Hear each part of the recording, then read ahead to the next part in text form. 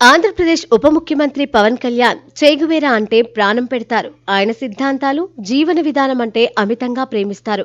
ఒక్క పవన్ మాత్రమే కాదు, విప్లవ ధోరణిలో సమాజ చైతన్యాన్ని కోరే కోట్ల మంది గుండె చప్పుడు చేగువేరా. అర్జెంటీనాలో ఓ మధ్యతరగతి కుటుంబంలో 1928 జూన్ 14న చేగువేరా జన్మించారు.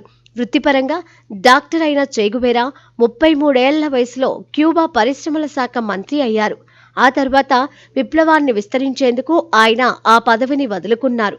అందుకే ప్రపంచ యువత ఆయన అంటే పడిచస్తారు. ఇదంతా ఒకెత్తైతే ఇప్పుడు చూడబోతున్నది మరొక ఎత్తు.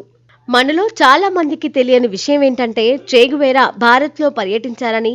ఇది చాలా తక్కువ మందికి తెలుసు. క్యూబా మంత్రి హోదాలో ఉన్నప్పుడు ఆయన భారత్కు వచ్చారు. 1959లో ఆయన తన భారత్ పర్యటనపై నివేదిక రాసి ఫిడెల్ కాస్ట్రోకు అందించారు. అది ఆయన మాటల్లోనే చెప్పాలంటే,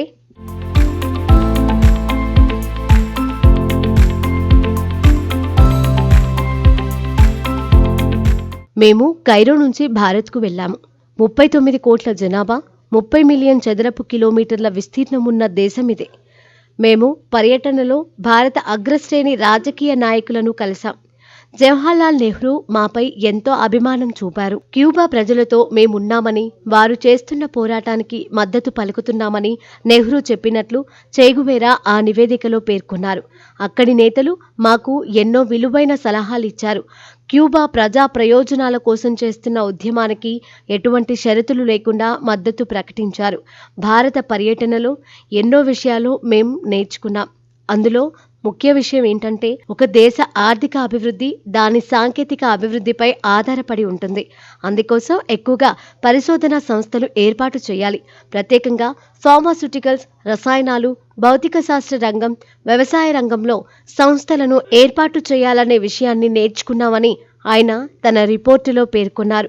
భారత్ నుంచి వీడుకోలు సమయంలో తన జ్ఞాపకాల్ని గుర్తు చేసుకుంటూ భారత్ నుంచి తిరిగి వస్తున్నప్పుడు స్కూల్ పిల్లలు మాకు క్యూబా భారత్ భాయి భాయి అంటూ వీడ్కోలు పలికారు. నిజంగానే క్యూబా భారత్ భాయి భాయి అని చేగువేరా రాశారు.